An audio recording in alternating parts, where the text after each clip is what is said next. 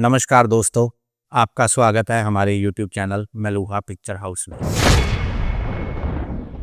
दोस्तों, हमारे देश में फिल्में बैन होने का सिलसिला बहुत सालों से चल रहा है। 1975 का टाइम था, देश में इमरजेंसी थी। उस टाइम पे एक फिल्म आती है जिसका नाम है आंधी। आंधी की मेन लीड थी सुचित्रा सेन। सुचित्रा सेन का लुक बिल्कुल इंदिरा गांधी जैसा, वही साड़ी, वही बालों का स्टाइल, बालों में एक वही वाइट स्ट्रीक। तो दिक्कत होनी थी और दिक्कत हुई प्रधानमंत्री को, फिल्म बैन। उसी टाइम पे एक फिल्म आ रही थी, भारत छोड़ो आंदोलन पे बेस्ड फिल्म थी। 1942 की वो कहानी थी।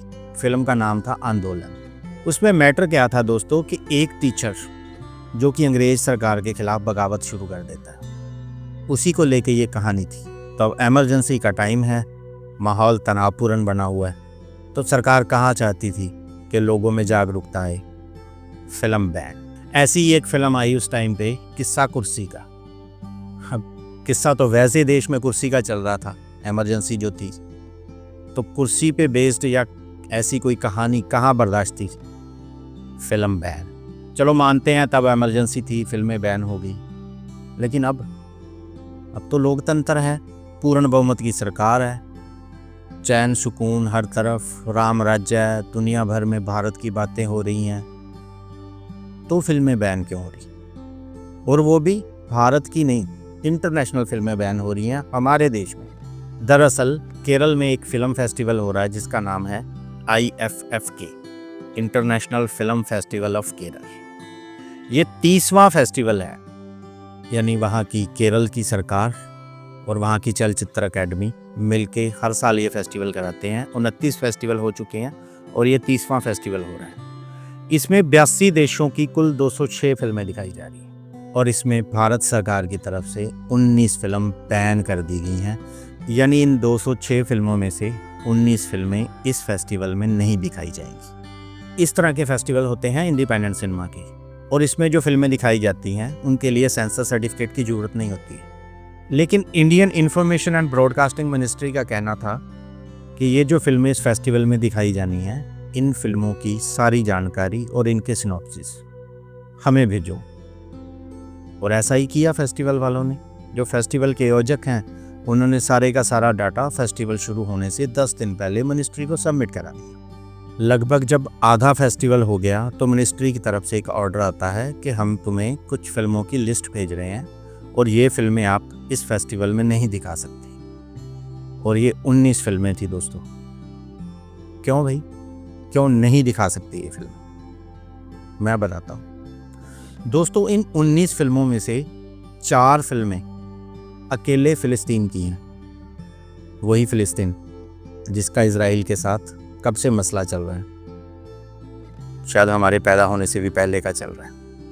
ये जो इंडिपेंडेंट मेकर्स होते हैं ना, इनका एक ही मकसद रहता है कि जो आवाज़ें दबाई जा रही हैं, या कहीं पे कोई जंग है या कोई और सेंसिटिव है इशू है या सेक्सुअल अब्यूज़ है या इस तरह के कुछ ना कुछ संवेदनशील मुद्दों पे ही ये फिल्में बनाते हैं। तो इन्होंने फ़िलिस्तीन में भी एक मुद्दा देख लिया और इस पर कुछ फिल्में बना डाली।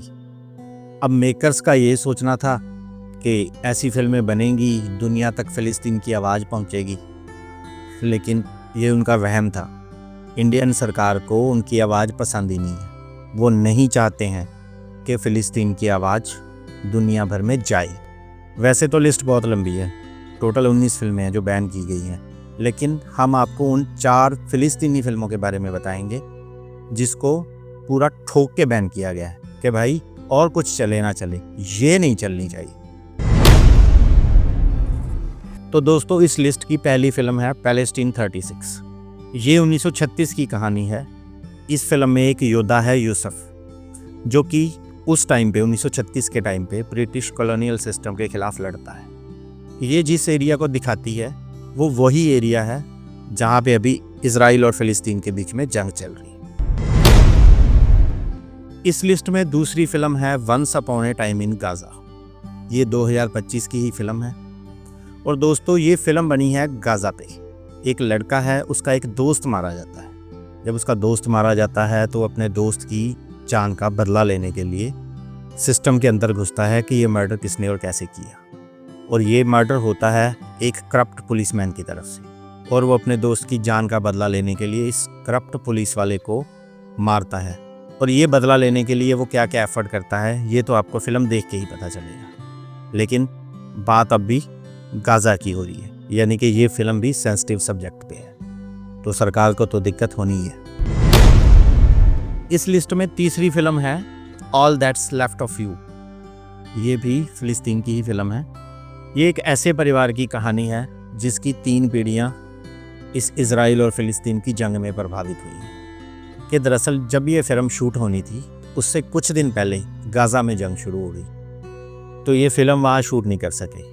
वहाँ की गवर्नमेंट इनको बोला कि आप अपना क्रू यहाँ से शिफ्ट कर लो, तो मजबूरी में उनको वहाँ से शिफ्ट करके ये फिल्म ग्रीस और जॉर्डन में शूट करनी पड़ी।